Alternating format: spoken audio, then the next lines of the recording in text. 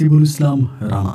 আমার বাড়ি ময়মনসিংহ। বন্ধুগণ, আমি আমার জীবনের গল্পটা শুরু করার শুরুতে আপনাদেরকে আমার পরিবারের বিষয়ে জানিয়ে রাখি। আমার পরিবারে আমি আছি, আমার বাবা আছে, মা আছে, এছাড়া রয়েছে আমার দাদা দাদি সহ আমার বড় একটা বোন আর ছোট একটা ভাই।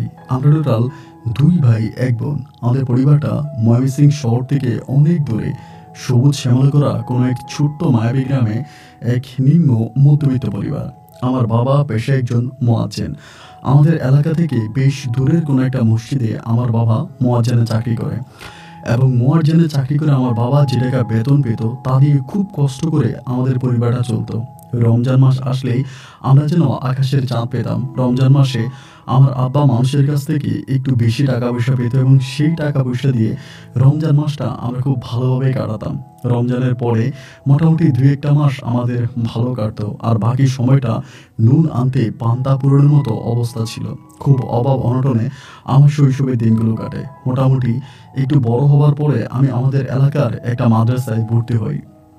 আমার বড় আপু কিন্তু মোটামুটি পড়াশোনা করে। আমার বড় আপু খুব ভালো কোরআন তেলাওয়াত করতে পারতো, এবং আপু তখন এলাকার অন্য অন্য মেয়েদেরকে কোরআন শিক্ষা দেয়। 2 বেলা আমার আপু হচ্ছে কোরআন পড়ায়, সেই দিয়ে আমার আপু মোটামুটি কিছু টাকা পায়। ওইটাও আমাদের সংসারের ক্ষেত্রে আপু ব্যয় করে। তো আমাকে যখন মাদ্রাসায় ভর্তি করানো হয়, আমি ছোটবেলা থেকে একটু দুষ্ট প্রকৃতির ছেলে ছিলাম। আমি প্রচণ্ড রকমের দুষ্টামি করতাম, এবং এত বেশি দুষ্টামি করতাম যে আমার নামে প্রত্যেকদিন বাসার মধ্যে এক জায়গা থেকে ওই জায়গা থেকে বিচার আসতো, এবং আমার আম্মু এই বিচার করতে করতে একেবারে টায়ার্ড হয়ে যেত, ক্লান্ত হয়ে যেত। এরকম করে সময়গুলো কাটতে কাটতে আমি যখন আপনার মাদ্রাসাতে ক্লাস 7-এ পড়ি, তখন আমার বড় বোনের বিয়ে ঠিক হয়। আমার আব্বা অনেকের কাছ থেকে টাকা পয়সা চেয়ে খুঁজে এনে খুব কষ্ট করে আমার বড় বোনের বিয়েটা সম্পূর্ণ করে। আমার বড় বোনের বিয়ে দেওয়াতে আমার আব্বা অনেক বেশি ঋণগ্রস্ত হয়ে পড়ে, অনেক বেশি ঋণে পড়ে যায়, এবং ঋণের টাকা পরিশোধ করতে না পারায় একটা পর্যায়ে দেখা যায় যে আমি সহ বিভিন্নভাবে বিভিন্ন ধরনের কাজে লিপ্ত হয়ে যায়। মানে আমার মা আমাকে অনেক জায়গায় কাজে পাঠাতো। পড়াশোনার পাশাপাশি আমি নিজেও ক্লাস 8-এ পড়া অবস্থায় আমি তখন কাজ করতাম। তো এরকমভাবে কাজ করতে করতে একটা পর্যায়ে পড়াশোনার প্রতি আমার খুব অনীহা চলে আসে। দূরে চাই, আমি আর পড়াশোনাই করবো না। এবং ক্লাস 8 থেকে যে আমি যখন মাদ্রাসায় ক্লাস 9-এ পড়ি, ওই মুহূর্তে আমার পড়াশোনা সম্পূর্ণভাবে বন্ধ হয়ে যায়। আমি তখন আর পড়াশোনা করি না, এবং পড়াশোনা না করে আমি আমাদের এলাকায় অনেক সন্ডা গন্ডা ছেলেদের সাথে চলাফেরা করতে শুরু করি, এবং বিভিন্ন জায়গায় হচ্ছে টুকিটাকি যে ধরনের কাজ পাই ওই ধরনের কাজগুলোই করি। ধরেন যেখানে সেখানে কাজ পাই ওই ধরনের কাজগুলোই করি। আর আব্বা তখন মসজিদে ইমামতি করতো, অ্যান্ড এভাবেই তখন পরিবারটা চলতেছে। এমন করতে করতে দুই মাস কাটার পরে আমার আম্মা তখন আমাদের এলাকার আমার এক কাকার কাছে আমাকে নিয়ে গেল। আমার এই কাকা হচ্ছে বিল্ডিংয়ের যে ওয়ার্ল্ডিংয়ের কাজ করা হয়, বিল্ডিংয়ের ভিতরে নতুন বিল্ডিং বানালে যে তার ঢুকানো হয়, তার ওয়ার্ল্ডিং করা হয়, মানে ইলেকট্রিক ওয়ার্ল্ডিং করা হয়, ওই ধরনের কাজগুলো উনি তখন করতো। বড় বড় বিল্ডিং তিনি কন্ট্রাক্টে নিত, এবং কন্ট্রাক্টে নিয়ে তখন ওয়ার্ল্ডিংয়ের কাজ করতো। আমার মা তখন আমাকে ওই কাকার কাছে নিয়ে গেল, এবং নিয়ে যাওয়ার পরে ওই কাকার আন্ডারে তখন আম্মা আমাকে কাজে লাগাই দিল। আমার কাকা তখন বিভিন্ন জায়গায় হচ্ছে ওয়ার্ল্ডিংয়ের কাজ করতো, বিল্ডিং ওয়ার্ল্ডিংয়ের কাজ করতো। তো আমিও তখন কাকার সাথে চলে যেতাম। ভালোই তখন সময়গুলো কাটতেছিল। কাকা আমাকে এইখানে ওইখানে বিভিন্ন জায়গায় নিয়ে যেত, আমি ওনার সাথে যাইতাম। এবং এরকম করতে করতে প্রায় 1 থেকে 2 বছরের মতো আমি ওই কাকার সাথে থাকি। ওই সময়তে আমার যে ছোট ভাইটা ছিল ও কিন্তু পড়াশোনা করতো। ছোট ভাইটা পড়াশোনা করতো, মাদ্রাসায় পড়তো, আমি তখন ওয়ার্ল্ডিংয়ের কাজ করতাম। বরাবর বিয়ে হয়ে গেছে, বরাবরের মতো আব্বু একইভাবে হচ্ছে মুয়াজ্জিনের চাকরি করে যাচ্ছে। 2 বছর পরে আমার মোটামুটি ওই ওয়ার্ল্ডিংয়ের কাজটা সম্পূর্ণভাবে আয়ত্তে চলে আসে। আমি নিজে অনেক কাজ করতে পারি, আমার কাকার আমাকে হেল্প করা লাগে না। বিভিন্ন জায়গায় আমি তখন চিন্তা ভাবনা করলাম যে আমি যেহেতু এই কাজটা পরিপূর্ণভাবে শিখেই গেছি, আমি কাজটা করতে পারি, তাহলে আমি আর এই কাকার আন্ডারে কাজ করব না। এক পর্যায়ে আমি যেটা করলাম সেটা হচ্ছে আমি নিজেই তখন কাজ নিতে শুরু করলাম। বিভিন্ন বাড়িতে গিয়ে কেউ ধরে নতুন বিল্ডিং বানাইতেছে, ইট আনছে, সিমেন্ট আনছে, শুনছি বিল্ডিং বানাবে, সেই বাড়িতে চলে যেতাম এবং ওনাদের সাথে কথাবার্তা বলতাম, এবং তাদের মাধ্যমে আমি তখন বিভিন্ন জায়গায় বিভিন্নভাবে কাজ নিতাম, মানে বিল্ডিং কনস্ট্রাকশনের কাজ নিতাম এবং ওয়ার্ল্ডিংয়ের কাজ নিতাম। এরকম করে করে আমি নিজে লোক দিয়ে কাজ করাইতে থাকি। এমন করে সময়গুলো কাটতে কাটতে আমাদের গ্রামের পাশের গ্রামের একটা সৌদি প্রবাসী, উনি সৌদি আরবে থাকে, ওনার ছোট ভাই আসছে আমার কাছে, ওনার বিল্ডিং বানাইছে, ওই বিল্ডিংয়ে ওয়ার্ল্ডিংয়ের কাজ করবে। তো ছেলেটা হচ্ছে ছোট, বাট অত বড় না ছোটও না, মানে মিডিয়াম মোটামুটি। তো এসে আমারে বললো যে ভাই আমার এমন ঘটনা, তো তো আমাদের এখানে কাজ মানে আমাদের ভাইয়া তো বিদেশে থাকে, এখন বিল্ডিংয়ের কাজ হয়ে গেছে, ওয়ার্লিংয়ের কাজ করাবে। পরে ওই বিল্ডিংটা আমি দেখার জন্য গেলাম, দেখলাম যে 4 রুমের একটা বিল্ডিং, মানে 7 পাকা 4 রুমের একটা বিল্ডিং। তো আমি তখন বললাম যে ঠিক আছে, এখন আমি যে হিসাবটা দিচ্ছি, মানে বিল্ডিংয়ের কাজের তো একটা হিসাব আছে, ওয়ার্লিংয়ের কাজের যে হিসাবটা দিচ্ছি ওই ছেলেটাকেও বুঝাইতে পারি না, ছেলের আব্বা আমাকেও বুঝাইতে পারি না। এক পর্যায়ে ছেলের মা তখন বলে বসলো যে একটা কাজ করো, বৌমারে ডাইকে আনো, উনি বুঝবে। এবং এই বলার পরে তখন একজন মহিলা আমার কাছে আসছে, যার নাম হচ্ছে সীমা আক্তার। তো সীমা আক্তার নামের উনি সম্ভবত ওই যে ছেলেটা সৌদি আরবে থাকে ওনার বউ হবে। পরে আসার পর আমারে বললো যে ভাই আমারে বুঝান। পরে আমি ওনাকে বুঝিয়ে দিলাম, বুঝিয়ে দেওয়ার পরে উনি তখন কাজটা মোটামুটি বুঝে গেছে যে কীভাবে কাজটা হবে, উনি তখন পরিপূর্ণভাবে বুঝছে। এবং বুঝার পরে বলছে আচ্ছা ভাইয়া ঠিক আছে, আমরা আপনার মালটাল সব কিছু এনে দিব, আপনি কাজ করবেন হাজিরা হিসাবে। ওই সময় তখন কাজ দেওয়া হলো। আমি তখন ওই হিসাবে কাজ নিলাম এবং কাজ নিয়ে পরে আমি হাজির হিসাবে কাজের প্রস্তুতি নিয়ে নিলাম। এরপরের দিন আসলাম, এসে কাজ টাজ করতেছি, এমন করতেছি তো দুপুরবেলা উনি আমাকে খাওয়ার ব্যবস্থা করলো। আমাদের বাসায় আমি আছি এবং আমার সাথে 2টা হেল্পারে কাজ করে। পরে খাওয়ার ব্যবস্থা করলাম, খাওয়া দাওয়া করলাম। এবং এরকম করতে করতে তখন কিন্তু ছাদের কাজটা ওভাবে, ছাদের কাজ হয়েছে কিন্তু মানে ওয়ালের কাজটা হয় না, মানে চারপাশে যে ওয়াল টোয়াল এদিকে অনেকগুলো কাজ বাকি আছে। তো এরকম করতে করতে আমাদের তো হিলটি করা লাগে, মানে এভাবে 3 দিন কাজ করি ওই বাসায়। 4 দিনের দিন আপনারা যারা ওয়ার্লিংয়ের কাজ করেন এরা বুঝবেন যে হিলটি করা লাগে, মানে ছিদ্র করা লাগে। তো হিলটির কাজটা যখন ভাই করতেছিলাম দেখা গেল কারেন্ট চলে গেছে একদিন দুপুরবেলা। তো বৃষ্টিও আসতেছে, একদম চারদিক থেকে একেবারে অন্ধকার হয়ে আসছে, প্রচুর বৃষ্টি আসতেছে। এই বৃষ্টির মাঝে তখন হিলটির কাজটা বন্ধ হয়ে গেছে, মানে কারেন্ট যেহেতু না হিলটি মারতে পারতেছি না। পরে আমি তখন বসার পরে ভাবি দেখলাম বলতেছে একটা কাজ করেন, যেহেতু এখন কারেন্ট না আপনি এখন খাবার খেয়ে যান, কারণ কারেন্ট আসলে তো কাজ করবেন। এরপর আমরা খাবার খেতে বসলাম এবং খাবার খেতে বসলাম ভাই প্রচণ্ড রকমের তুফান শুরু হয়েছে, মানে দুপুরবেলা একেবারে প্রচণ্ড রকমের তুফান বৃষ্টি। এবং এই করতে করতে আমরা প্রায় 1-1.5 ঘন্টার মতো ওখানে বসে আছি, বৃষ্টিও কমে না, কারেন্টও আসে না। তো ওই পর্যায়ে ভাবির শ্বশুর শাশুড়ি এবং ভাবির ওই ছোট্ট দেবর তারা সম্ভবত সবাই ঘুমায় পড়ছে। ভাবি তখন মানে একটা রুমের মধ্যে বসে বসে গান শুনতেছে। তো গান শুনতেছে, আমার তখন মানে গানটা খুব দুঃখের একটা গান এরকম। পরে আমার সাথে যে কাজ করতেছে ওই ছেলেটা দুষ্টুমি করে বলতেছে, ও ভাবি এত দুঃখ কিসের মনে, এত জোয়ান জোয়ান দেবররা থাকতে। এটা বলার পরে ভাবি মনে হয় কথাটা আমাকে মানে মনে করে যে আমি বলছি, কিন্তু আমি তো বলি নাই।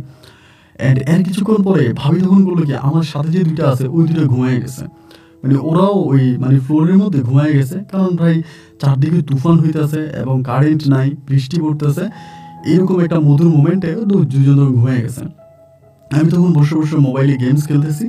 ভাবি তখন আমার দেখা আমার কাছে আসছে, এসে বললো ভাই এদিকে আসেন, ডাক দিল। ডাক দেওয়ার পরে আমি তখন উঠে গেছি মানে ভাবির বারান্দায়, এবং যাওয়ার পর আমার বলতেছে যে ভাই চা খাবেন, আমার বলে আমি না চা খাবো না। পরে বলে ভাইয়া একটা কথা বলবো, বলে হ্যাঁ বলেন।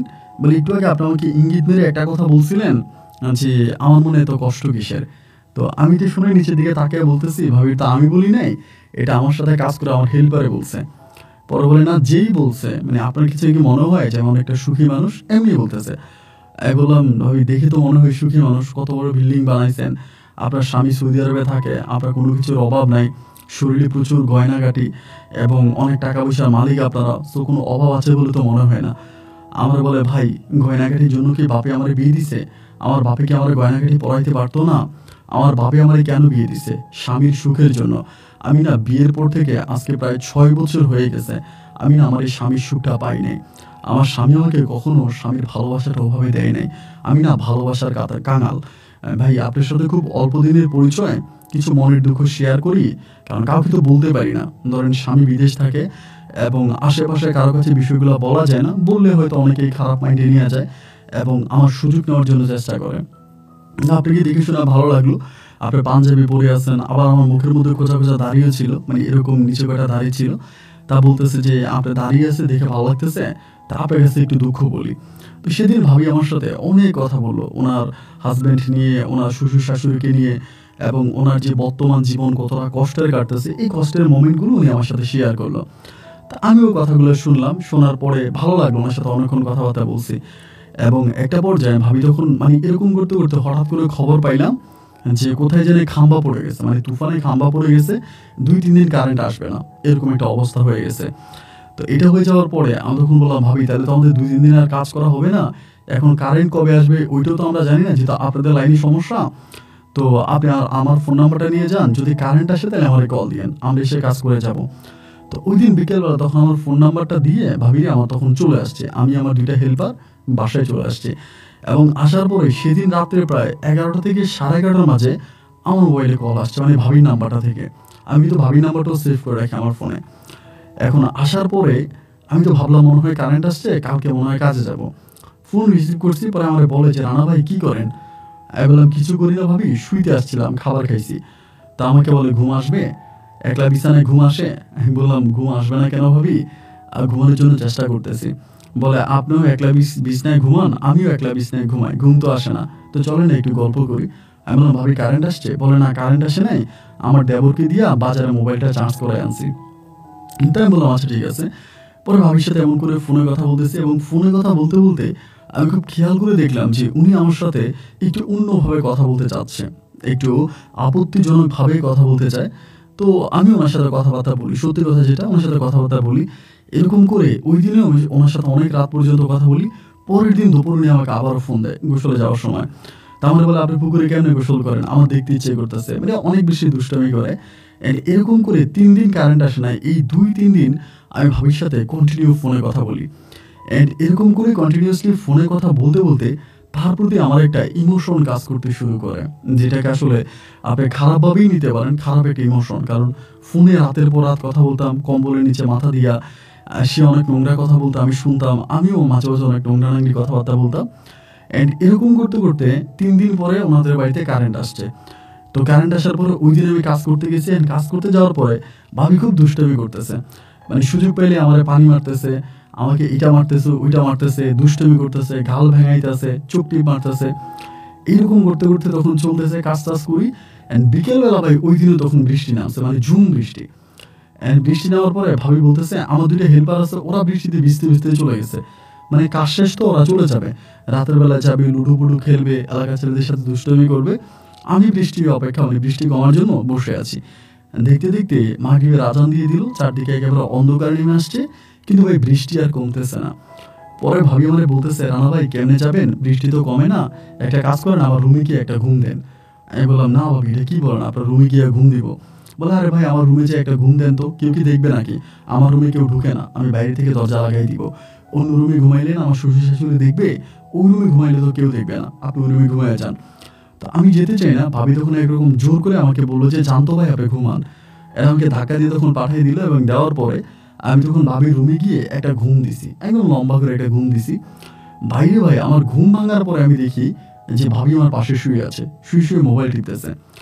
তো মানে ভাবি আমার ভিতরে ঘুমাইতে দিয়া ভাবি রুমে, ভাবি মানে বাইরে থেকে দরজাটা লাগাই দিছে। পরে ঘুম ভাঙার পরে দেখলাম যে উনি আমার পাশে শুয়ে আছে। আমি ঘড়ির দিকে তাকিয়ে দেখি রাত্র প্রায় 12:30 বাজে। চিন্তা করেন সন্ধ্যার সময় ঘুমাইছি। আমি তখন বললাম ভাবি রাত 12:30 বাজতেছে, আপনি আমার একটা বাড়ির জন্য ডাক দিলেন না, আমার কি বাড়ি যাওয়া লাগবে না? বলে ভাই বাড়িতে গিয়ে কি করবেন, বাড়িতে কি বউ আছে? আমি বললাম যে না বউ নেই, তারপর আব্বা মা তো চিন্তা করবে। বলে ফোন করে বলে দেন আজকে যাবেন না। আমি বলি না এমনিও মাঝে মাঝে আমি বাড়িতে যাই না, আমি বাইরেই থাকি বেশিরভাগ, আমার মা বাড়িতে আছে, ভাই বাড়িতে আছে, ওরা কিছু মনে করবে না। পরে আমি বললাম ভাবি আপনি যে আমার রাইখে দিলেন, এখন আমি বের হবো কেমনে? বলে এখন কেন বের হবেন, এখন তো আর বের হওয়ার দরকার নেই, আর এখন চাইলেও বের হতে পারবেন না। আমি বললাম কেন? বলে আমার শ্বশুর গেটের মধ্যে তালা মেরে ঘুমিয়ে গেছে। আমি বললাম আপনার শ্বশুর গেটে তালা মেরে দেয় কেন? বলে উনি তালা মেরে দেয়, ওনার একটা অভ্যাস, উনি গেটে সবসময় তালা মেরে তারপরে ঘুমায়। তো আমি বললাম আপনারা ওয়াশরুম, বলে আমাদের মানে ঘরের মধ্যে ওয়াশরুম আছে, এই যে আমার কোনায় ওয়াশরুম আছে, আপনি ওয়াশরুমে যাবেন? আমি বললাম ভাবি ওয়াশরুমে যাবো না, কিন্তু গেটে তালা মেরে দিছে, এইটা শুনে তো ভাবি আমার ভয় লাগতেছে। তো ভাবি তখন হাসতে হাসতে বলে ধুরো ভাই ভয় কিসের, ভয়ের কিছুই নেই। এবং আমার শ্বশুরিটা মাঝে মাঝে করে, তো আপনার খিদা লাগছে কিছু খাবেন? আমি বললাম ভাবি খিদা তো লাগছে, কিছু একটা খাওয়া দরকার। বলো আচ্ছা ঠিক আছে আমি খাবার নিয়ে আসি। উনি ঘরে গেল এবং ঘর থেকে আমার জন্য মানে পাকঘরে গিয়ে আমার জন্য খাবার নিয়ে আসছে, ভাত, মাছ, ডাল, এবং আবার ডাল রান্না করছিল আপনার ওই যে মানে আম, মানে আপনার ছোট ছোট আম কেটে কেটে, তারপরে হচ্ছে একদম টক টাইপের, খুব ভালো লাগছে। ভাত খাইলাম এবং খাওয়ার পরে ভাবি বসে আছে। পরে আমি বললাম ভাবি এখন তো রাত্র প্রায় 1টা বেজে গেছে, 1টা থেকে 1:30টার মতো বাজে, আমি কি করবো, আমার এখানে খুব ভয় লাগতেছে। ভাবি আমার বলে আর ভয়ের কিছু নাই, বাইরের কোনো লোক এই ঘরে আসবে না, একটা কাজ করেন আপনি শুয়ে পড়েন। তা আমি তখন ভাই শুয়ে গেলাম, আল্লাহ মাফ করুক, আমি আমার মতো করে শুয়ে গেছি। এবং আমি তো জানি যেহেতু তার সাথে ফোনে আমার সব কিছু হইতো, খারাপ কথা, নোংরা কথা, সব কথাই হইতো, আমি তো বুঝতে পারলাম যে উনি আমার সাথে নোংরামি কিছু একটা করবে। এবং যেটা আমি চিন্তা ভাবনা করলাম এটাই ওই রাতের মধ্যে ঘটলো বা রাতে হলো। তো হওয়ার পরে আমি পরের দিন ফজরে আজান দেওয়ার পরে ভাবির শ্বশুর আবার নামাজ পড়ার জন্য মসজিদে যায়, উনি গেটে তালা খুলে নামাজ পড়তে গেছে এবং আমি পিছন থেকে বেরিয়ে গেছি। অ্যান্ড এরপরে আমি ওনাদের ওই বিল্ডিংয়ে প্রায় 16 দিনের মতো কাজ করি এবং 16 দিনের মতো প্রায় প্রতিদিনে ভাবি আমাকে ওনার রুমে নিয়ে যেত এবং আমাকে খাওয়াইতো, খাওয়া দাওয়া করাইতো এবং আমার সাথে অনেক নোংরামিও করতো। তো এগুলো করতে করতে এই ভাবির প্রতি আমার একটা আকর্ষণ জমে যায়, যেটাকে আপনি খারাপ ভাষায় নিলে পরে বলতে পারেন যে তার প্রতি আমার একটা যৌন চাহিদা চলে আসে। এবং সেই চাহিদা মোতাবেক আমার তার অনেকটা ভালো লাগতে শুরু করে। বিভিন্নভাবে আমি তার সাথে কথাবার্তা বলি এবং সেও আমার সাথে বিভিন্নভাবে কথাবার্তা বলে। অ্যান্ড এইভাবে সময়গুলো কাটতে কাটতে একটা পর্যায়ে দেখা গেল আমি তার বাসায় কন্টিনিউ যাচ্ছি আসতেছি। এইভাবে প্রায় ১ দিন ২ দিন নয়, প্রায় ৭ মাসের মতো আমি ভাবির বাসায় যাইতাম আসতাম। এবং আমি ভাই একটু ইমোশনাল ছেলে ছিলাম। ধরেন কারো যদি ভালোবাসি, কারোর প্রতি যদি আমার কোনো ইমোশন কাজ করে, আমি এটাকে নিতে পারি না।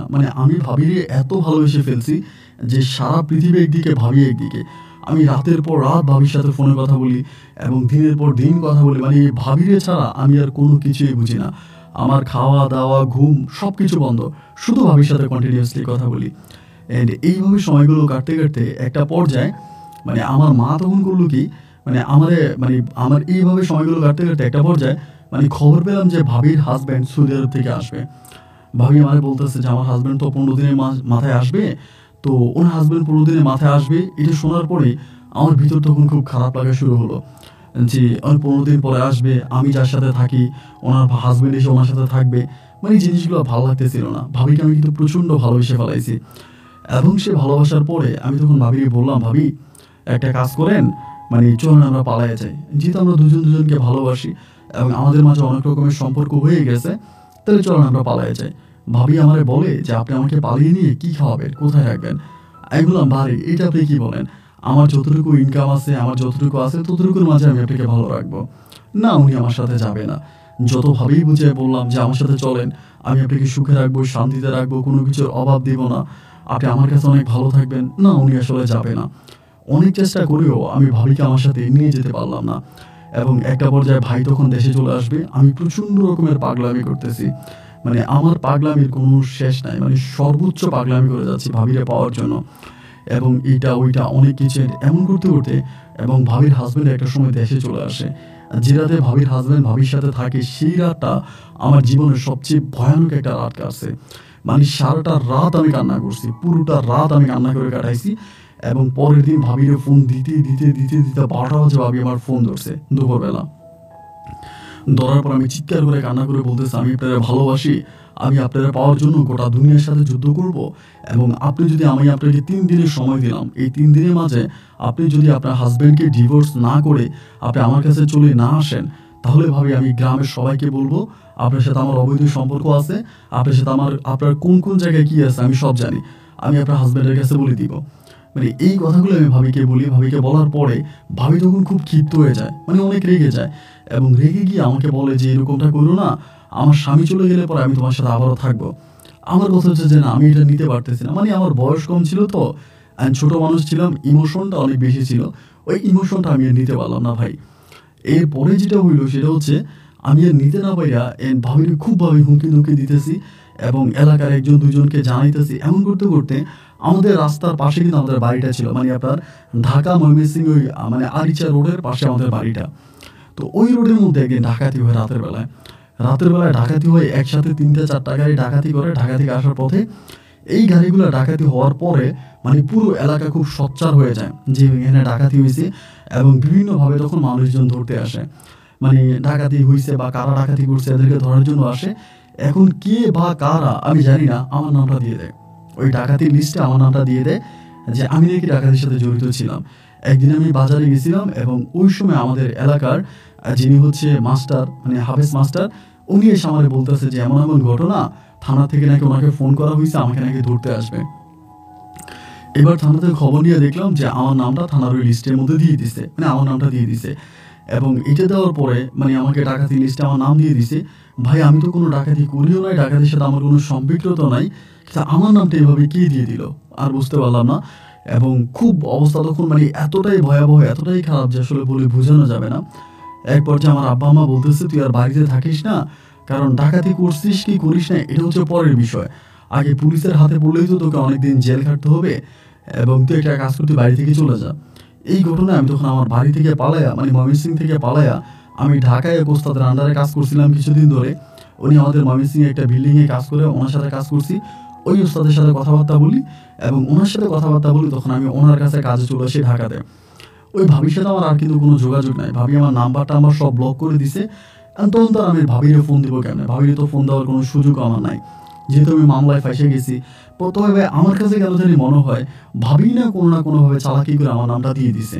মানে এইটা আমার মনের একটা ধারণা আর কি, যে এটা ভাবিয়ে দিছে, ভাবি ছাড়া এই কাজটা কেউ করে নাই। অ্যান্ড ঢাকা আসার পরে মানে আমি তখন যখনই ভাবির কথা মনে হতো চিৎকার করে কান্না করতাম, মানে খুব ভালোবাসছিলাম মানুষটারে। অ্যান্ড একটা পর্যায়ে আমি আস্তে আস্তে করে নেশাতে ঢুকে পড়ি। মানে ঢাকাতে আসার পরে বিভিন্ন বিল্ডিং কনস্ট্রাকশনে কাজ করতাম, বিভিন্ন বিল্ডিংয়ের কাজ করতাম এবং ওয়ার্লিংয়ের কাজ করতাম, ইলেকট্রিকের কাজ করতাম। এরকম করতে করতে একটা পর্যায়ে আমি নেশার মধ্যে ঢুকে পড়ি, মানে প্রচণ্ড রকমের নেশা করি, বিভিন্ন জায়গায় যাই, নেশার সাথে জড়িয়ে পড়ি এবং এত বেশি নেশা করতে শুরু করি যে আমি নেশা ছাড়া একটা রাতও থাকতে পারি না। মানে প্রতিটা রাতে আমাকে নেশা করতেই হবে, নেশা না করলে আমার মাথা ঠিক থাকে না, আমার ঘুম আসে না, আমার খাওয়া দাওয়া হয় না, মানে আমার বাথরুম হয় না, এরকম একটা অবস্থা হয়ে যায়। এবং এমন করতে করতে আমি তখন মানে আমরা যেখানে থাকতাম সেই এলাকাতেই একটা 3 তলা বিল্ডিং আছে, ওই বিল্ডিংয়ের দোতলায় তখন ভাড়া নিই আমি এবং আমার সাথে আরও 4টা ছেলে থাকে, আমরা টোটাল 5 জন মিলে বিল্ডিংটা ভাড়া নিই। তো ওই বিল্ডিংয়ের যে বাড়িওয়ালি ছিলেন ওনার নাম ছিল হচ্ছে তাজিন খালা, আমরা তাজিন খালা বলতাম। তো ওনার আবার ছেলে মেয়েরা সবাই বিদেশ থাকতো, মানে আমার ছেলে মেয়েরা সবাই বিদেশ থাকে। ওনার আবার স্বামী নাই, উনি একটু মধ্যবয়স্কর থেকে একটু বেশি। এনে মহিলা আমাদের সাথে 24 ঘন্টা খালি গ্যাট গ্যাট করে, দেখলেই খালি ভগর ভগর করে, এই তোমরা এটা করো কেন, ওইটা করো কেন, রাতের বেলায় গান বাজাও কেন, এরপরে দেওয়ালে ধাক্কাধাক্কি করো কেন, এটা করো কেন, মানে অলওয়েজে আমাদের নামে তার কমপ্লেনের কোনো শেষ নাই। 24 ঘন্টা আমাদের বিরুদ্ধে এরকম অভিযোগ করতে থাকে এবং এমন করতে করতে একটা পর্যায়ে ওই মহিলাটার উপর আমার খুব রাগ ওঠে, মানে অনেক রাগ ওঠে যে উনি এরকমটা আমাদের সাথে কেন করবে, মানে কেন এরকমটা করবে, খুব রাগান্বিত, মানে খুব রাগ ওঠে ওনার উপরে। এবং উনি আমাকে ধমকাধমকি করে মানে বিল্ডিং থেকে বের করে দিব, ওই বিল্ডিংয়ে থাকতে দিব না। তো আমি যখন ওই সময় নেশা করতাম, তো মানে ওই মহিলার থেকে মানে মধ্যবয়স্ক থেকে একটু বেশি হলেও না, ওনার ফিগার টিগার অনেক ভালো ছিল, মানে বড়লোক তো নিজেদের গাড়িতে চলাফেরা করতো বা এরকম করতো, তার ফিগার টিগার অনেকটা ভালো ছিল, স্বাস্থ্য দিক থেকে খুব ভালো ছিল। এবং এমন অবস্থার ভিতরে একদিন হলো কি, মানে ওনার সাথে খুব ঝামেলা হইতো আমাদের। এমনি কিন্তু ভালো ছিল মানুষটা, আবার খুব ঝামেলা করতো। আর আমারও খুব রাগ হইলো ওই মহিলার উপরে, যে একদিন যদি পাই ওনার আমি দর্শন করে বসবো, মানে এরকম মাঝে মাঝে চিন্তা করি। মানে আমি তখন আসলে ভাই ওই যে একজন মুয়াজ্জিনের ছেলে কিন্তু আমি তখন ছিলাম না। যখন ঢাকাতে চলে যাই, নেশা করি এবং বিভিন্ন পতিতালয়ে যাই, খারাপ মেয়েদের সাথে রাত কাটাই, মানে তখন আমি পুরোপুরি খারাপ হয়ে গেলাম। ওই সীমা ভাবির কাছ থেকে ধোকাটা খাওয়ার পরে আমি সম্পূর্ণভাবে খারাপ হয়ে গেলাম। এরপরে একদিন হলো কি, দুপুরবেলা ওই মহিলা আসছে, মানে তাজিন খালা আসছে, যে ওনার বাথরুমের ভিতরে ফিটিংসের কি জানি সমস্যা। আমার বলে তোমরা তো এইসব বিল্ডিংয়ের কাজ টাজ করো, আমার বাথরুমে একটু আসো, তো একটু সমস্যা দেখা দিছে। এই বলার পরে আমি তখন ওনার বাথরুমে গেলাম, মানে টয়লেটে ঢুকলাম এবং ঢুকার পরে ওনার টয়লেটের একটা মানে পাইপ হচ্ছে লিক হয়ে গেছে, পানি লিক করতেছে। পরে আমি বললাম যে আন্টি এটার মধ্যে তো আসলে মানে কস্টিপ লাগে, নতুন করে দিতে হবে, আর কিছু মাল লাগবে, আমি দোকান থেকে নিয়ে আসি। বলে আচ্ছা ঠিক আছে। পরে দোকানের দিকে যাইতেছি আর চিন্তা করতেছি যেভাবেই হোক এই মহিলার একটা ক্ষতি করব। এখন মানে যেভাবেই পারি, যেভাবেই সুযোগ হয় এই মহিলার একটা বড় ধরনের ক্ষতি করব। এই মহিলা কেন আমাদের সাথে সারাটা দিন এরকম গ্যাট গেট করে, ভগর করে, এগুলো ভালো লাগে না, ওনার একটা ক্ষতি করব। আর ক্ষতিও করব সেটা তো মনের ভিতরে আসে, আবার মহিলার প্রতি একটা খারাপ নেশাও আমার মনে জাগে, যে একটা খারাপ কামনাও জাগে যে ওনার সাথে আমি খারাপ সম্পর্ক করবো, এরকমও চিন্তা ভাবনা আসে। এবং এমন চিন্তা করতে করতে দোকানে যাই, দোকান থেকে কস্টেপ নিয়ে আসি, হোয়াইট কস্টেপ। এরপরে এগুলো নিয়ে এসে মানে ট্যাপলন যেটাকে বলে আর কি, ট্যাপলন নিয়ে আসি। আসার পর ওনার মানে 5-এর ওই জিনিসটা আমি তখন কাজ করে দিই। তো কাজ করার পর এটা কাজ হয় না, মানে ওইটা লিকেটে হয় না, মানে এটা লুজে। পরে আমি বললাম যে আন্টি আরো মাল লাগবে, আমি কালকে আইনে আপনাকে ঠিক করাই দিব। এই কথা বলে আমি ওই দিন চলে আসি এবং এরপরের দিন সকালবেলা আমি আবারও যাই। তো সকালবেলা যাওয়ার পরে উনি একটা মানে আপনার মেক্সি টাইপের কিছু একটা পরে আছে গায়ের মধ্যে, মানে খুব ভালো লাগতেছে এক কথায় যেটা। উনি যদিও বয়স্ক মানুষ ছিল কিন্তু ফিগারটা অনেক ভালো। দেন আমি তখন টয়লেটের মধ্যে ঢুকে যেটা করলাম সেটা হচ্ছে, ওনার টয়লেটে কাজ করতে করতে আস্তের উপরে আমি টয়লেটের মধ্যে মানে হিলট্রি দিয়ে একটা ছিদ্র করে বসি, এটা উনি বলতে পারবে না। মানে এমনভাবে আমি ছিদ্রটা করি যে ভিতর থেকে মানে বাইরে থেকে যাতে ভিতরটা দেখা যায়, এবং ওই ছিদ্রটা আমি করি ভেন্টিলেটরের যে জায়গাটা আছে, মানে আপনার গ্লাস যে ফিটিং করা আছে ওই গ্লাসের এই ভিতর দিয়ে আমি তখন এই কাজটা করি, মানে গ্লাসের আপনার এই ছিদ্রটা দিয়া। তো গ্লাসের ছিদ্রটা দিয়ে আমি তখন মানে ওখানে কাজটা করে রাখি। ধরেন যখনই দরকার হয় তখন উপর দিয়ে মানে এটা ট্যাপরনের মতো দিয়ে রাখি, উঠাই ফেলে আবার ঢুকাই দিই। তো উনি যখন গোসল করতো, উনিও তো মানে যখন গোসল করতো আমাদের রুম থেকে কিন্তু শব্দ হইতো, ওনার গোসলের শব্দ। তো যখন ওনার গোসলের শব্দ আমি শুনতে পাইতাম, আমি দৌড়ে ওখানে চলে যেতাম, ওই কাপড়টা সরিয়ে মানে ট্যাপলনটা সরিয়ে আমি তখন ওই ছিদ্র দিয়ে ওনার গোসল করা দেখতাম। বাস্তবতার জন্য কথাগুলো বলি, আপনারা কেউ খারাপভাবে নেবেন না।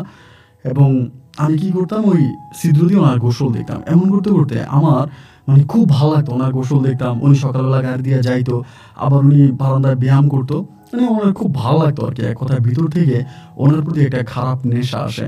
এবং এমন করতে করতে একদিন আমার কাছে ইচ্ছে হলো যে শুধু গোসল করার সময় তো দেখি, এমনি তো দেখি না, মাঝে মাঝে রাতের বেলায় দেখতে ইচ্ছে করে। তো চিন্তা করলাম আমি একদিন এটা ভিডিও করব।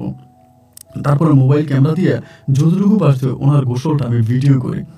ওনার গোসলটা আমি সম্পূর্ণভাবে ভিডিও করি, একদিন দুদিন না, প্রায় 3-4 দিন ওনার গোসল আমি ভিডিও করি।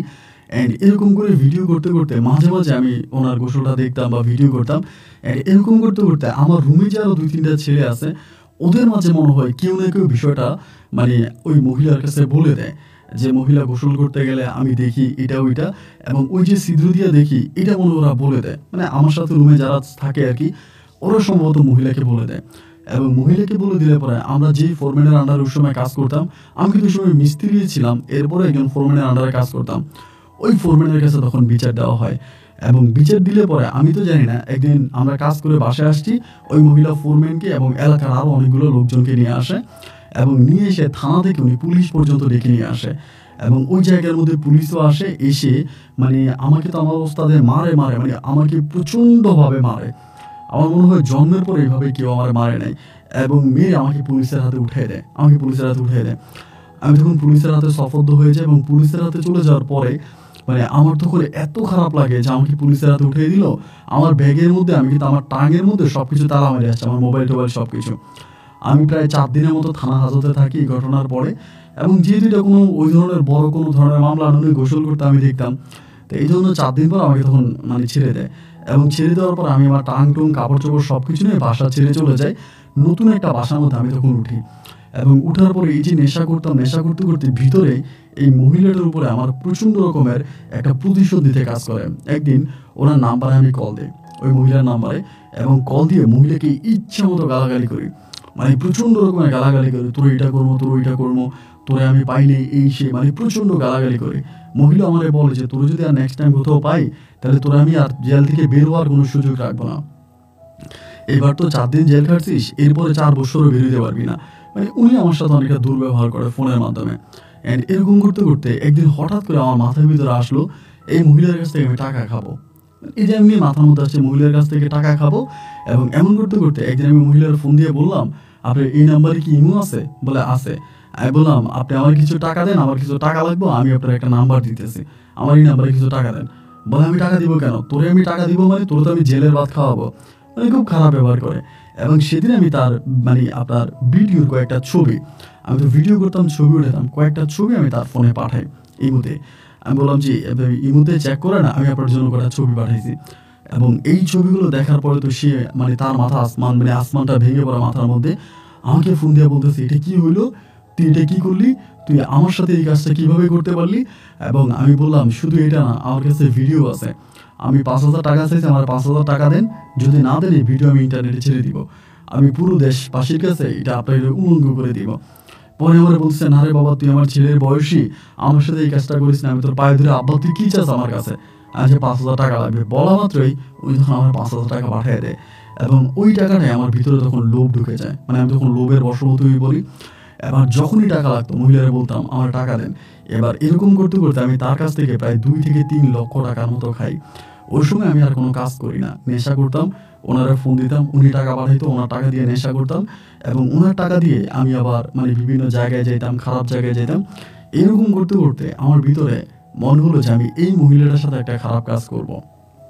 মনে হলো, অনেকে আমি ডিরেক্টলি প্রস্তাব দিলাম যে আমি আপনার সাথে খারাপ কাজ করব, যদি আপনি আমার সাথে এই কাজটা করেন তা ভালো, আর যদি না করেন আমি এই ভিডিওগুলো ইন্টারনেটে ছেড়ে দিব। এরকম করে মহিলাকে ধমক দিই। এবং ধমক দিলে পরে মহিলা আমারে বলে যে না, সে আমার সাথে খারাপ কাজ করবে না, আমি টাকা চাই সে টাকা দিবি, কিন্তু আমার সাথে কোনো খারাপ কাজ করবে না। এরকম করতে করতে একদিন আমি ওনারে বললাম যে আপনি, আমি সেদিন প্রচুর নেশা করছি, যাতে আজকের মধ্যে না আসেন আমি কিন্তু ভিডিও ইন্টারনেটে ছেড়ে দিব। তো এমনি আসে না, এবং না এসে মোবাইল ফোনটা বন্ধ করে দিছে। এবং মোবাইল ফোনটা বন্ধ করে দেওয়ার পরে ওই দিন রাত 12টার পরে আমি তখন আমার ফেসবুকের মানে ওনার নামে আমি একটা ফেসবুক অ্যাকাউন্ট খুলি, এবং সেই ফেসবুক অ্যাকাউন্টে আমি ওনার নগ্ন মানে ছবিগুলো আস্তে আস্তে করে আপলোড করতে শুরু করি। এবং এইভাবে ছবিগুলো আপলোড করার 3 থেকে 4 দিনের মাথায় আমি ওনার বিল্ডিংয়ের ওখানে খবর নিয়ে দেখি উনি আর ওই বাসায় নাই, এবং শুনতে পারি উনি বিদেশে চলে গেছে। তো আমি কিন্তু ছবিগুলো অনেক জায়গায় মানে ওনার অনেক, আমি ওনাদের বাসায় থাকতাম, তো ওনার অনেক রিলেটিভের সাথে আমার কথাবার্তা হইতো, অনেকের কাছে আমি তখন ছবিগুলো পাঠিয়ে দিই। মানে এক কথায় বলতে গেলে ওনাকে আমি একদম উলঙ্গ করে ফেলি সবার কাছে। তো ওনাকে আমি ইউজ করতে পারলাম না, কিন্তু ওনার ছবিগুলো আমি ছেড়ে দিলাম। এবং ছেড়ে দেওয়ার পরে একইভাবে আমি তখন আবার ওই বিল্ডিংয়েরই কাজ করি, আরেক ফোরম্যানের আন্ডারে তখন চলে যাই, নতুন একটা ফোরম্যানের আন্ডারে বিল্ডিংয়ে কাজ করতেছি। এবং এমন করে আমার তখন জীবিকা চলতেছে, টাকা পয়সা ইনকাম হইতেছে, খাইতেছি, ঘুরতেছি, ফিরতেছি, নিজের মতো করে বিন্দাস সময় কাটাইতেছি। অ্যান্ড এইভাবে সময়গুলো কাটতে কাটতে আরও দীর্ঘ প্রায় 8 থেকে 9 মাসের মতো কেটে যায়।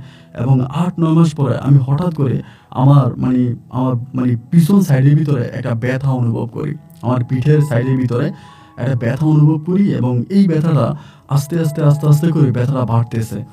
এখন এরকম করে ব্যথাটা কেন হচ্ছে আমি এটা বুঝতে পারি না, ভাবি যেহেতু খাড়া কাজ করি, দাঁড়ায় কাজ করি বিল্ডিংয়ের, এই জন্য মনে হয় এরকম কোনো একটা সমস্যা হয়েছে। তো এইভাবে তখন প্রায় আমি এটা নিয়ে ডাক্তারের কাছে যাই না, আরও 2-3 মাস কাটাই দিলাম। এই ঘটনার মানে ওই আপনার তাজিন খালার সাথে ঘটনার প্রায় 1 বছরের মাথায় তখন আমার এই কোমর আর আমি নাড়াইতে পারি না, মানে ব্যাক সাইডে প্রচণ্ড রকমের ব্যথা। এবং সেই ব্যথা থেকে ডাক্তারের কাছে যাই, এবং ডাক্তারের কাছে গেলে পরে আমি জানতে পারি আমার এটা একটা টিউমার হয়েছে। মানে টিউমার লাইক হচ্ছে আপনার, টিউমার বলতে একটা পাথর হয়েছে, মানে আপনার রাস্তায় পাথর হয়েছে। তো এখন এই পাথর মানে বড় ধরনের পাথর এখানে জমে গেছে, সেই পাথর থেকে স্টোন থেকে আমার তখন ব্যথাগুলো হয়। আমি ভাই ব্যথা নিতে পারি না, এবং ব্যথা নিতে না পেরে আমি তো ভাই কোনো টাকা পয়সা মানে জমাই নেই। যে পরিমাণে টাকা পয়সা ইনকাম করতাম ওই টাকা দিয়েই চলতাম, মানে নিজের কাছে কোনো জমানো টাকা ছিল না যে 10টা টাকা নিজে ইনভেস্ট করব, 10টা টাকা নিজের কাছে রাখবো, এরকম কোনো টাকাও কিন্তু আমার কাছে নাই। মানে যা পাইতাম তাই খাইতাম, যা পাইতাম তাই উড়াইতাম, মানে নিজের কাছে কোনো টাকা পয়সা ছিল না। এবার এই ব্যথার চিকিৎসা করতে পারি না, মানে ব্যথায় প্রত্যেক দিন চিল্লাইতাম, মানে রুমের মধ্যে বসে বসে চিল্লাইতাম, কান্নাকাটি করতাম যে যদি নিতে পারতেছি না। তো বাড়িতেও তো আসলে টাকা চাওয়ার কোনো সুযোগ নেই, কারণ আব্বা মহাজনে চাকরি করে, তখনও ছোট একটা ভাই আছে, ও এখনও পড়াশোনা করে, এখনও কোনো চাকরি বাকরি করে নাই, এবং বাড়ি থেকে তো অলরেডি একটা ভুয়া মামলা খাইয়া চলে আসছে, বাড়িতে আর যাই নাই। এখন টাকা চাইবো কার কাছে? কারোর কাছে টাকা চাওয়ার মতো তো ভাই কোনো রাস্তা নেই, আর কারোর কাছে টাকা চাইতে পারি না। এইভাবেই তখন আমার দুঃখের সময়গুলো কাটতেছে, এবং আল্লাহকে বলতেছে, আল্লাহ আমাকে একটা সঠিক পথ দেখাও আল্লাহ, আমি আর এসব নিতে পারতেছি না, এত ব্যথায় এত কষ্ট আর সহ্য হয় না আল্লাহ। এমন করতে করতে একদিন হঠাৎ করে আমি কি করলাম, মানে বিল্ডিংয়ের কাজ করতেছি একটা বাসার মধ্যে। তো ওইখানে একজন বড় ভাই আছে, উনি আবার আপনার ধরেন ফেসবুকে কি জানি কি করে আর কি, মানে উনি একজন সেলিব্রিটি টাইপের মানুষ, ফেসবুক সেলিব্রিটি যাদেরকে বলে। তো উনি একজন ওইখানে কাজ করতেছি, আমি শুয়ে গেছি, শুয়ে ব্যথায় কান্না করতেছি। পর উনি আসছে, এসে বলতেছে ভাই কি হয়েছে? আমি বললাম যে ভাই এই ব্যথা, আমার পেটে পাথর হয়েছে, এখন এটা অপারেশন করতে পারি না, টাকা নাই, বাট আমি এখানে বিল্ডিংয়ের কাজ করি। পরে উনি আমার একটা লাইভ ভিডিও করে ফেসবুকে, এবং ভিডিও করে উনি আমাকে বলে যে সমস্যা নেই, তোমার টাকার ব্যবস্থা করবো। উনি তখন একটা ফেসবুক লাইভ অনুষ্ঠান করে, এবং করে আমাকে কথা বলতে বলে। আমি আমার বাবার ঠিকানা বলি, আমার বাবা একজন মুয়াজ্জিন ছিলেন, এখন আমার বাবা মুয়াজ্জিনই করে, আমার বাবার ঠিকানা বলি, এবং আমি বিল্ডিংয়ের কাজ করি, নিজে পড়াশোনা করছি, টাকার অভাবে পড়াশোনা করতে পারি নাই, পড়াশোনা বন্ধ করে দিয়েছি, খুব অভাব অনটনের সংসার, বড় একটা বোনকে বিয়ে দিয়েছি, ছোট একটা ভাই পড়াশোনা করে। এরকম করে খুবই ইমোশনালি আমি প্রায় 15 মিনিটের মতো আমার জীবনের ওই করুণ ঘটনাগুলো আমি বলি, এবং বলার পরে সেখানে ওই ভাই তার ফোন নাম্বার দিয়ে দেয়। ভাই প্রচণ্ড টাকা পয়সা তখন ওনার অ্যাকাউন্টে আসতেছে, মানে ওনার কাছে টাকা আসে, এবং উনি টাকা পয়সা নিচ্ছে। এমন করতে করতে ওনাকে একদিন একটা মেয়ে ফোন দিয়া বলতেছে, মানে ওই ভাইটারে ফোন দিয়া বলতেছে, আমি তো ওনার ভিডিও দেখছি, আমার কাছে ওনার জন্য অনেক খারাপ লাগছে, তো আমি একটু ভাইয়াটাকে দেখতে চাই, আমি একটু নিজে দেখে ওনাকে একটু হেল্প করতে চাই। আমার বাড়ি হচ্ছে ঢাকাতে, মেয়েটাও ঢাকাতেই থাকতো। পরে অনেক যে একটু ইমোশনাল ভিডিও ছাড়ছি, মানে সবাই দেখে কান্নাকাটি শুরু করছে, মানে সবার কাছে অনেকটা খারাপ লাগছে, ওই মেয়ের কাছেও খুব খারাপ লাগছে। সে বলছে যে তার একটা ভাই ছিল, মারা গেছে এরকম, মানে পাথরের সমস্যার কারণে। তাই আমি এটা খুব বড় লোক না, মানে মধ্যবিত্ত ফ্যামিলির মেয়ে, তো বলে আমাকে দেখবে। পরে ভাইটা আমাকে বললো যে, ফোন করে বললো যে, রানা ভাই এমন এমন ঘটনা, তো আপনি আমার বাসায় আসেন, উনি আপনাকে একটু দেখবে। পরে ওনার বাসায় গেছি, ওই মেয়েটা তখন আসছে। তো মেয়েটার বয়স আমার মতোই কাছাকাছি। ওই মেয়েটা আমাকে দেখে না ভাই কান্না করে দিছে, আমাকে জড়াই ধরে কান্না করে দিছে, করে বলতেছে যে, আপনার এই সমস্যা, আমি আপনার এই সমস্যার সমাধান করে দিব, আপনার কারো কাছে ভিক্ষা চাইতে হবে না, আমি আপনাকে হচ্ছে আপনার মানে এটার অপারেশনের ব্যবস্থা করব। তো আমি তখন বললাম যে, উনি বলতেছে যে, না সবাই তো দিচ্ছে, সবার টাকায় হয়ে যাবে। উনি বলে যে, না আপনি এটা ভিডিওটা ডিলিট করে দেন, আমি ওনাকে হেল্প করব। তো এই মেয়েটা ফেরেশতার মতো আমার লাইফে যদি ওই সময় না আসতো, তাহলে হয়তো আমি বাঁচতাম না। সত্যি যে এই কথাটা, আমি বাঁচতাম না। এবং ওই মেয়েটা তখন এসে আমাকে হেল্প করে, এবং তার হেল্পের মাধ্যমে তার টাকায় তখন আমার অপারেশনটা হয়। এবং আলহামদুলিল্লাহ অপারেশন হওয়ার পরে আমি মোটামুটি সুস্থ হয়ে যাই। এবং সুস্থ হয়ে পরে এই মেয়েটা আমাকে প্রচুরভাবে আমাকে সাহায্য সহযোগিতা করে। এবং ওই মেয়েটার পারিবারিক বিষয় বলি, ওর বাবাও নাই, মাও নাই। ওর বাবা মা মানে দুজনেই মারা গেছে। একটা ছোট ভাই ছিল, তেও মারা গেছে। ওর মামাদের সাথে থাকে ঢাকাতে, মামাদের বাসায় থাকে। এই মেয়েটা মামাদের সাথে থাকে। তার মামারা আবার কিন্তু অনেক বড় লোক। তার মামাদের নিজেদের ব্যবসা বাণিজ্য আছে, গাড়ি গ্যারেজ আছে, টাকা পয়সা আছে, ওরা অনেক বড় লোক। তো ওদের সাথে মেয়েটা তখন থাকতেছে। তো আমি ভাই চাকরি করতাম, আমি তখনও হচ্ছে বলি আপনার ওই যে বিল্ডিংয়ের কাজ টাজ করি। তা মেয়েটা আমাকে দেখতো, আমার সাথে আসতো, আমার সাথে মিশতো, আমার সাথে সবসময় কথা বলতো। এবং এরকম করতে করতে না এই মেয়েটা আমাকে খুবভাবে বুঝতো। আমার কাছে মনে হয় এই পৃথিবীতে এই টুম্পার মতো করে আমার কেউই বুঝে না। মানে আমার যদি কখনো ধরুন কোনো একটা খাবার খেতে মন চাইতো, মানে আমি মানে ভাবতাম যে, এই জিনিসটা যদি এখন একটু খাইতে পারতাম, তো উনি এই খাবারটা আমার জন্য নিয়ে আসতো। মানে আমার কাছে যেটা মনে হয়েছে, ও আমার ভিতরটা খুবই স্পষ্ট বুঝতে পারতো। আমার ভিতরে এই মুহূর্তে কি চলতেছে বা আমি কি চাচ্ছি, আমার মনের ভিউটা কি, এটা ওর মতো করে এত ভালো এই তৃতীয় কেউ বুঝবে বলে আমার কাছে মনে হতো না। মানে খুব ভাবে আমাকে বুঝতো। এই জন্য ওকে আমার এত ভালো লাগতো। আমার মনে হয় যে, আমি মনে মনে চিন্তা করতাম যে, মেয়েটাকে যদি আমি আমার জীবন সঙ্গিনী হিসাবে পাই, তাহলে আল্লাহর কাছে আমার আর কোনো কিছু চাওয়ার নাই। ও আমাকে এত বুঝে, এত জানে, এত শোনে, অ্যান্ড ওর মতো করে এই পৃথিবীতে আমার কাছে মনে হয় না যে দ্বিতীয় কেউ আমাকে ভালোবাসতে পারবে। অ্যান্ড এরকম করতে করতে অনেক দিন, প্রায় আপনার 2-3 মাসের মতো এই মেয়েটার সাথে আমার কন্টিনিউয়াসলি ফোনে কথাবার্তা হয়। ও আমার সাথে দেখা করে, আমি ওর সাথে দেখা করি। অ্যান্ড এরকম করতে করতে একটা পর্যায়ে ও আমাকে তখন বলল যে, আচ্ছা, ও আমাকে নিজেই বলল যে, তুমি যে গ্রামে থাকো, তোমাদের ময়মনসিংহ গ্রামে তোমার কোনো রিলেশন আছে কিনা, বা তুমি কখনো বিয়ে করছো কিনা। তো যেহেতু আমার এত উপকার করছে, আমাকে একটা নতুন জীবন দিয়েছে, তো আমি কখনোই তার কাছে কোনো কিছু মিথ্যা বলি নাই। মানে কখনোই তার কাছে কোনো বিষয়ে আমি মিথ্যে বলি নাই। আমি বলছি যে, ময়মনসিংহে আমার একটা ভাবি ছিল, নাম ছিল সীমা ভাবি। ওই ভাবির সাথে আমার এটা এটা হয়েছে। তো ভাবি আমাকে বিয়ের প্রলোভন দেখাইছে, আমাকে বিয়ে করার কথা বলছে। এবং আফটার দ্যাট ভাবি আমাকে আর বিয়ে করে নাই। মানে ভাবি আমাকে আর আমার সাথে আর বিয়ে শাদী করার কোনো কিছুই করে নাই, এটা আমাকে বললো। মানে আমি ওনার এটা বললাম, এবং বলার পরে এইভাবে সময়গুলো কাটতে কাটতে একটা পর্যায়ে সে আমারে বলল যে, আচ্ছা ঠিক আছে, আমি তোমার সাথে অলওয়েজে কথা বলবো, এবং তুমি আমার সাথে কথা বললো, আমি তোমাকে হেল্প করবো। এইভাবে তার সাথে আমার এই ফোনের কথা বলতে বলতে বলতেই না, মানে এক ধরনের একটা ভালো লাগা কাজ করতে শুরু করে। আমি গরিবের ছেলে, আমার বাবা একটা মসজিদের মুয়াজ্জিন, এবং এই জিনিসগুলো দেখে সে আমার প্রতি খুব ইমোশনাল হয়ে পড়ে। এবং ওই ইমোশনালের দিক থেকে সে আমার সাথে রিলেশনে জড়িয়ে যায়। মুখে যদিও ভালোবাসি বলেনি, মুখে ভালোবাসি বলাও হয়নি, কিন্তু আমরা দুজন দুজনকে খুব টেক কেয়ার করতাম। মানে ও আমার জন্য অনেক বেশি টেক কেয়ার করতো। মাঝে মাঝে বাসা থেকে আমার জন্য খাবার নিয়ে আসতো। এরকম করতে করতে একদিন আমাকে বলতেছে যে, রানা, আমার না তোমার গ্রামের বাড়ি দেখতে ইচ্ছে করতেছে, তুমি কি আমার তোমার গ্রামে একদিন নিয়ে যাবা? তাই আমি বললাম, হ্যাঁ সমস্যা নেই, তো গ্রামে নিয়ে যাওয়া যায়। এরপরে একদিন তাকে, তখন আমার ওই মামলা টামলা, গ্রামের ঝামেলা টামেলা, আবার ওই সীমা ভাবিরই কিন্তু তখন তার স্বামী সৌদি আরবে নিয়ে গেছে। সীমা ভাবিও তখন আর গ্রামে থাকতো না। এবং এরকম করে যখন টুম্পা বলতেছে, আমি একদিন টুম্পাকে নিয়ে আমাদের গ্রামের বাড়িতে গেছি। এবং আমাদের গ্রামের বাড়িতে যাওয়ার পরে টুম্পা আমাদের গ্রামটা দেখছে, আমার আম্মাকে দেখছে, আমার আব্বাকে দেখছে, আমার ছোট ভাই এবং আমার বড় বোনও তখন আসছে, আমার ভাগ্নিরা আসছে। মানে সবার সাথে প্রচুর পরিমাণের হ্যাপিনেস, অনেক মজা মাস্তি করছে। আমাদের বাড়িতে 2 দিনের মতো ছিল। এবং 2 দিন পরও তখন ঢাকাতে আসে, এবং ঢাকাতে এসে এইভাবে দুজন দুজনের মাঝে কথাবার্তা বলতেছি। বলতে বলতে একটা পর্যায়ে আমাকে হঠাৎ করে বলতেছে যে, তুমি তো একজন ধর্মীয় ছেলে, তোমার আব্বা একজন মসজিদের মুয়াজ্জিন, আমি তোমার সাথে রাতের পর রাত এভাবে কথাবার্তা বলি, আমাদের মাঝে তো মানে খারাপ কিছু হচ্ছে। সো এভাবে তো হতে পারে না।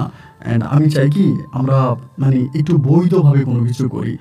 আমি তখন বললাম যে, বৈধভাবে মানে বৈধভাবে কীভাবে কী করবো? আমাকে বলে, চলো আমরা বিয়ে করে ফেলি। মানে হঠাৎ করে আমাকে এই প্রস্তাবটা দিল।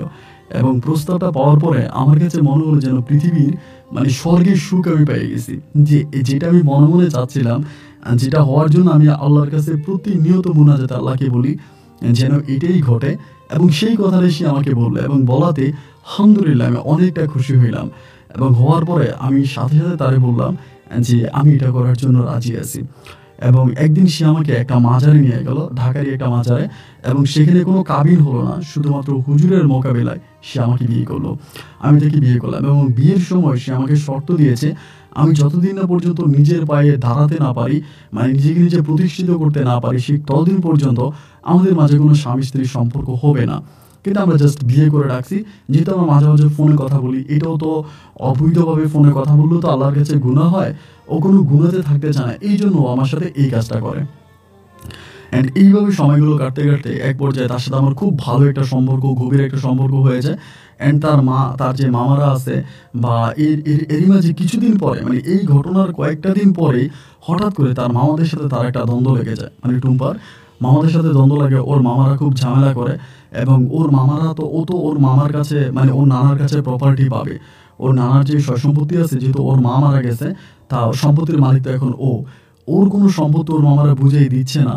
এবং ওকে মেরে ফেলার জন্য ওর মামারা বিভিন্ন ধরনের পায়তারা করতেছে। যে একদিন আমাকে ফোন দিয়ে বলতেছে আমার মামার আমার মেরে ফেলার জন্য মানে গুন্ডা ভাড়া করতেছে, গুন্ডা হায়ার করতেছে, আমাকে বাঁচতে দিবে না, আমাকে মেরে ফেলবে, মানে আমার খুব ঝামেলা করতেছে, আমি এগুলো নিতে পারতেছি না, অ্যান্ড প্লিজ তুমি কিছু একটা করো। অ্যান্ড ওই সময়তে আমি টুম্পাকে এত ভালোবাসি যে আমি টুম্পার জন্য হাসতে হাসতে আমার জীবনটাও দিতে পারবো, মানে এত বেশি আমাকে ভালোবাসি। ওকে ছাড়া আমি পৃথিবীর আর কোনো কিছুই বুঝি না। আমার কাছে মনে হয় টুম্পাবিহীন আমার এই পৃথিবী সম্পূর্ণ অন্ধকার। আমি টুম্পাকে ছাড়া দিনটা তার কোনো কিছুই চিন্তা করতে পারি না। যাই হোক, আলহামদুলিল্লাহ। এবং এরকম করে পরে ও আমাকে বলে আমি আর আমার চাচাদের মানে আমার মামাদের বাসায় থাকবো না, ওদের বাসায় থাকলে ওরা যে কোনো সময় আমাকে মেরে ফেলবে, অ্যান্ড আমি মানে আমার বান্ধবীর বাসায় চলে যাব। এই বলে সে তার বান্ধবীর বাসায় চলে গেল। আমাকে বললো আমি বান্ধবীর বাসায় চলে যাব। বান্ধবীর বাসায় চলে গেল এবং বান্ধবীর বাসায় যাওয়ার পরেও তার মামারা তার বান্ধবীদের বাসা চান্স করতে থাকে, বান্ধবীদের বাসায় লোক পাঠায়, এটা করে ওইটা করে। অ্যান্ড ও খুব কান্নাকাটি করে আমাকে বলতেছে যে আমি আসলে আমার বান্ধবীর বাসায়ও সেফ না, মানে ওখানেও আমাকে মানে আমার মামারা ধরে নিয়ে যেতে পারে, আমাকে মেরে ফেলতে পারে, মানে আমি এখন কি করব কোনো কিছু বুঝতে পারতেছি না। মানে প্রচণ্ড রকম কান্নাকাটি করে। আর আমি নিজেও বুঝতেছি ওর মামারা খুব খারাপ, তো ঢাকা শহরের স্থায়ী লোক, ওকে হয়তো মেরে ফেলতে পারে বা ওকে বাঁচতে দিবে না, এইরকম একটা অবস্থা। পরে আমি বললাম, আমি ওরা নিজেই বলতেছি টুম্পা তুমি তো আমাদের গ্রামের বাড়িতে গেছো, আমার মাকে দেখছো, আমার বাবাকে দেখছো, আমার পরিবারকে দেখছো। আচ্ছা টুম্পা, তুমি যদি মনে করো তুমি আমার সাথে আমার গ্রামে চলো, এবং আমার সাথে আমার গ্রামে গেলে পরে আমার গ্রামে গেলে তুমি সব সমস্যা থেকে মুক্তি পাবা, এবং আমার গ্রামে গিয়ে তোমার মামারা তোমার কোনো ক্ষতি করতে পারবে না। অ্যান্ড ও তখন বলতেছে যে আমি যদি তোমার সাথে গ্রামে যাই তাহলে তুমি চলবা কেমন করে। আমি বললাম আরে আমরা তো আর এত গরিব না, আমরা ডাল ভাত দুটো খেয়ে তো বেঁচে আছি। ও আমাকে বলে না আমার কাছে কিছু টাকা আছে, কিছু অর্নামেন্টস আছে, মানে কিছু গোল্ড আছে, এই গোল্ডগুলো বিক্রি করলে পরে আমার কাছে কিছু টাকা হবে, এবং সেই টাকাগুলো দিয়ে আমি আস্তে আস্তে করে তোমাকে হেল্প করবো, আমি তোমাকে হেল্প করবো, আবার তুমি টেনশন করো না, এগুলো আমাকে বলতেছে। তাই আমি বললাম যে আচ্ছা ঠিক আছে। পরে ওর কথা মতোই আমি তখন ওকে আমার গ্রামের বাড়িতে নিয়ে লুকাইলাম, মানে ওকে সেভ করার জন্য, ওকে মানে আমার আমার গ্রামের বাড়িতে নিয়ে ওকে লুকিয়ে রাখার জন্য এক কথাকে আমি গ্রামের বাড়িতে নিয়ে মানে লুকিয়ে রাখলাম, যাতে ওর মানে মামারা ওর কোনো ক্ষতি করতে না পারে, ওকে দেখতে না পায়। এই জন্য আমার গ্রামে গিয়ে ওরে আমি লুকিয়ে রাখছি। তো আমার গ্রামের বাড়িতে গেলাম, আমাদের গ্রামটাও দেখতে তো অনেক সুন্দর ছিল, মানে অনেক মায়াবী ছিল। তো গ্রামের বাড়িতে যাওয়ার পরে ও আমার আম্মুর সাথে ঘুমাইতো। আমি মাঝে মাঝে ফোন দিয়ে বলতাম যে টুম্পা তুমি আমার আম্মুর সাথে ঘুমাইতে আসো, আসো না আমরা একটু একসাথে থাকি, এইটা ওইটা। ও বলে না, আগে তোমাকে নিজের পায়ে দাঁড়াতে হবে, নিজেকে নিজে মানে প্রতিষ্ঠিত করতে হবে, এরপর আমি তোমার সাথে থাকবো, এছাড়া আমি তোমার সাথে থাকবো না। এইগুলো বলতেছেন। এগুলো বলতে বলতে একদিন হলো কি, আমাদের গ্রামের মধ্যে একটা মানে মেলা হয়, মানে হিন্দুদের একটা মেলা হয়। ওই সময় মেলার সময়, তো কয়েকদিন পরের ঘটনা আর কি, মেলা হয়। তো একদিনও বলতেছো মেলাতে যাবে, মানে সন্ধ্যার সময়। আমি বললাম যে মেলাতে যাবো, বলে হ্যাঁ আমি মেলাতে যাবো। তাই আমি তারা মেলাতে নিয়ে গেলাম। মেলাতে নিয়ে যাওয়ার পর মেলাতে ঘুরলো টেলো। তো মেলা শেষ হওয়ার পরে আপনার মাগরিবের আজানের একটু পরে তখন মেলা থেকে আমরা চলে আসবো। ও আর আমরা দুজনেই গেছিলাম। পরে মেলা থেকে আসার সময় ওইখানে একটা বট গাছ ছিল, অনেক বড় একটা বট গাছ, এবং বট গাছের নিচে আসার পরেই ও হঠাৎ করে ওখানে জ্ঞান হারিয়ে ফেলে। এবং জ্ঞান হারিয়ে ফেলার পর আমি চিন্তা করতেছি কি ব্যাপার, জ্ঞান হারিয়ে ফেললো কেন। মানে এখানে এসে শুয়ে যায়, একটা চিৎকার দিয়ে শুয়ে যায়। এবং শুয়ে যাওয়ার পর ওখান থেকে আমি ওকে উঠাই, এবং উঠানোর পরে ও তখন আমার দিকে মানে খুব মানে একটা অন্যরকম অবস্থা। ওরে আমি ধরে বাড়িতে নিয়ে যাই, বাড়িতে নিয়ে গিয়ে আমার আব্বু আম্মুরে বলি যে এমন এমন ঘটনা, আমার আব্বু তখন ঝাড়ফুঁকর করে, বাট কোনো কাজ হয় না। আব্বুর ঝাড়ফুঁকরে যখন কাজ হয় না, আব্বু তখন বলে একটা কাজ কর, একটা কবিরাজ নিয়ে আয়। আমার কাছে মনে হয় যে এটা মানে ভয়ানক কোনো সমস্যা, এটা ভালো কোনো সমস্যা মনে হয় না, মানে এটা নর্মাল কোনো বিষয় মনে হয় না, যেটা কবিরাজ নিয়ে আয়।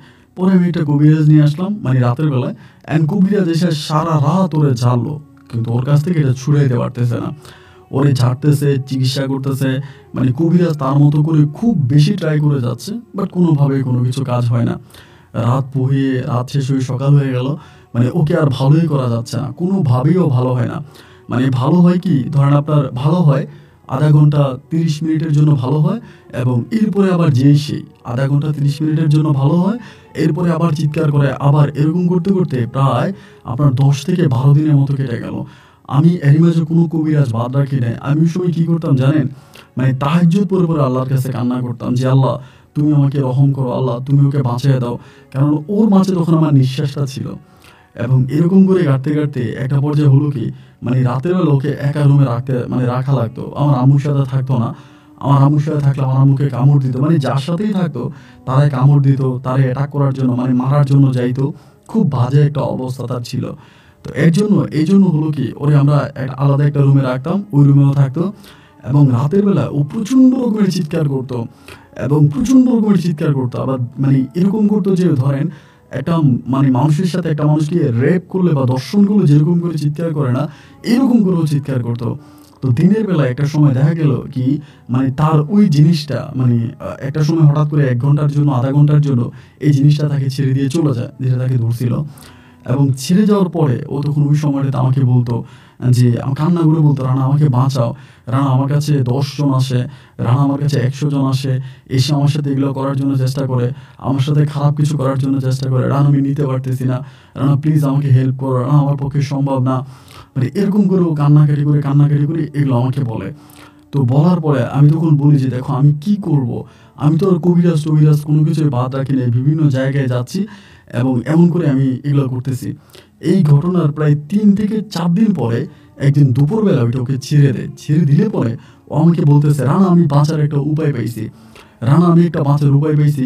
ওই মানে ওই খারাপ জিনটা যখন আমাকে ধরছিল, একটা ভালো জিনও তখন ওই সময় আমার কাছে আসছে, এবং ভালো জিনটা তখন আমাকে বললো যে একটা কবিরাজের নাম আমাকে বলে গেছে, এবং বলছে ওই কবিরাজটার কাছে গেলে পরে এটা থেকে বাঁচার একটা উপায় আমি পাবো, তুমি ওই কবিরাজটার কাছে যাও, ওই কবিরাজটাকে নিয়ে আসো। পরে আমি বললাম ওই কবিরাজের ঠিকানা বলে, হ্যাঁ আমাকে ঠিকানাও বলে দিছে, অমুক জায়গায় ঠিকানা। এই ঠিকানা বলে সে আবার বলতেছে এ রানা আমি আর বলতে পারতেছি না, এটা চলে এসেছে আমাকে ধরে বসেছে, আমি আর পারতেছি না। মানে এমন একটা অবস্থা, মুহূর্তের মধ্যে সে আবার হাসতে শুরু করে, চুল টানতে শুরু করে। মানে এবার ঠিকানা দিল, আমি তখন ঠিকানাটা কাগজে লিখছি, এবং ঠিকানাটা কাগজে লিখছি। পরে আমার আম্মা বলতেছে তাইলে তুই ঠিকানা অনুযায়ী ওই লোকটার কাছে যা, এবং ওই লোকটার কাছে গিয়ে দেখ তুই ওরে ভালো করতে পারিস কিনা। ওইটা ছিল একটা মহিলা তান্ত্রিক বা কবিরাজ।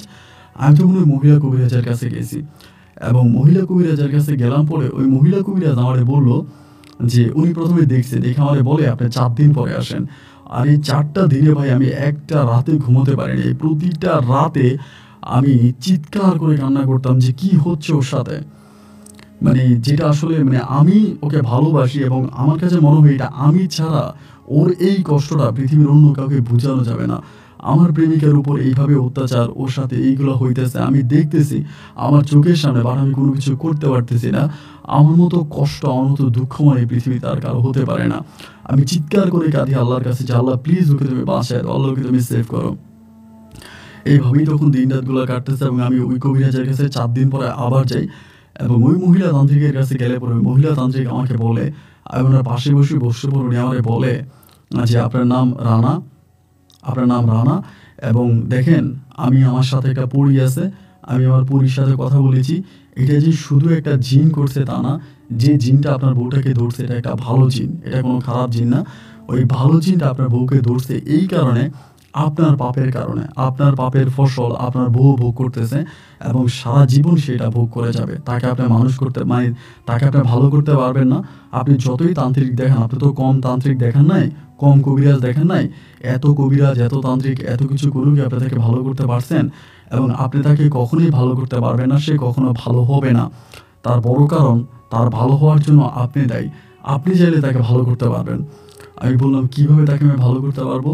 বলে, তাহলে আমি আপনাকে বলি, আমার পরীর সাথে আমার কথা হয়েছে, সে আমাকে সব কিছু বলেছে। আজ থেকে বহু বছর আগে আপনার তাজিম বলে একজন মহিলার সাথে আপনি খারাপ কাজ করেছিলেন। মহিলার ভিডিও আপনি করেছেন, সেই ভিডিও আপনি ফেসবুকে ছেড়েছেন, আপনার মনে আছে? আমি বললাম, হ্যাঁ হ্যাঁ হ্যাঁ, আমার মনে আছে। উনি বলে, ওইটাই আপনার জীবনের অভিশাপ। সে অভিশাপে অভিশপ্ত হয়ে একটা জিন আপনার প্রিয় মানুষটার উপরে অ্যাটাক করতেছে। আপনি যেমনি মহিলাটাকে লাঞ্ছিত করছেন, অপমান করছেন, সেই জন্য আপনার বউর উপরে এটা এসে ধরেছে এবং আপনার বউকে এইভাবে কষ্ট দিয়ে যাচ্ছে। আপনার বউকে সারা জীবন কষ্ট দিয়ে যাবে।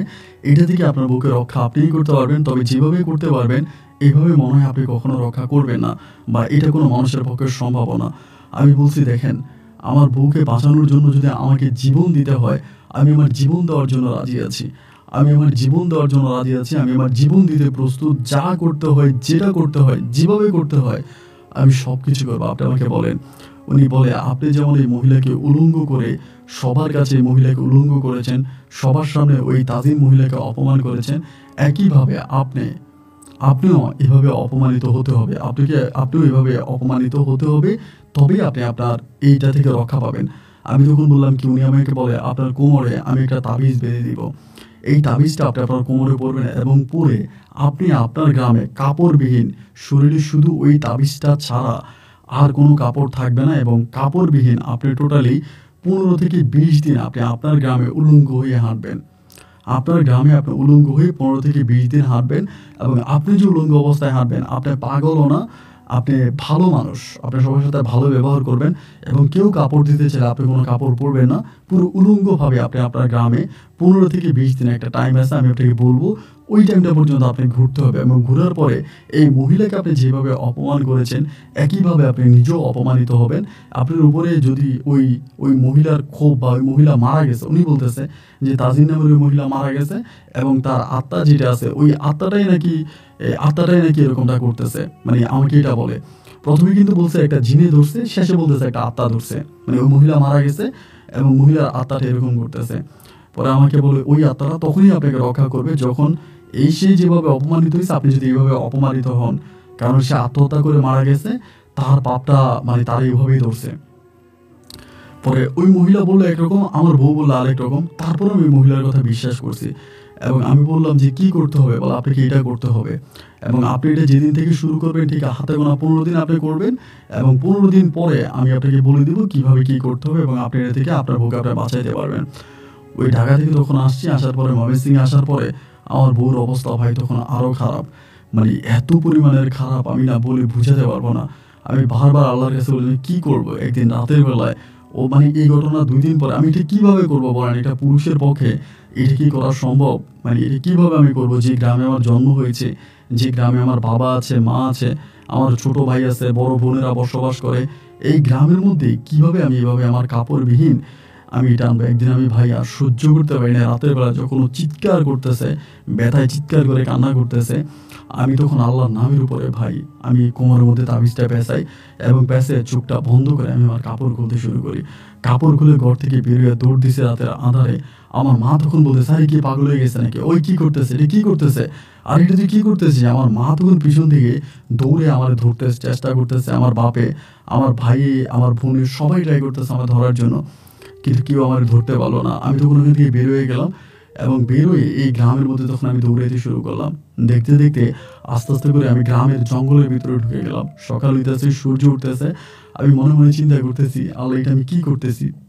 এবং সূর্য উঠলে পরে আমি একেবারে উলঙ্গ অবস্থায়, শুধু আমার কোমরের মধ্যে তাবিজটা আছে, ওই তাবিজটা পরে আমি তখন গ্রামের মধ্যে হাঁটতে শুরু করি। এবং এই গ্রামে হাঁটতেছি, সবাই দেখতেছে, সবাই বলতেছে, কি রে, এটা তুই কি করতেছিস? আমি বললাম, আমি একটা পাপ করছি, এই পাপের শাস্তি আমি পাচ্ছি।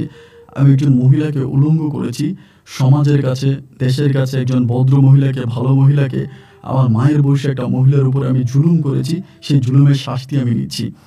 এইটা বলে আমি একদম উলঙ্গ অবস্থায়, এখন আমাদের গ্রামের সবাই জানে এই ঘটনা, একেবারে উলঙ্গ অবস্থায় আমি রাস্তায় হাঁটতে থাকি। এবং এইভাবে প্রায় 15 থেকে 20 দিনের মতো, তো আমার লজ্জা ভেঙে গেছে, রাস্তায় হাঁটতেছি।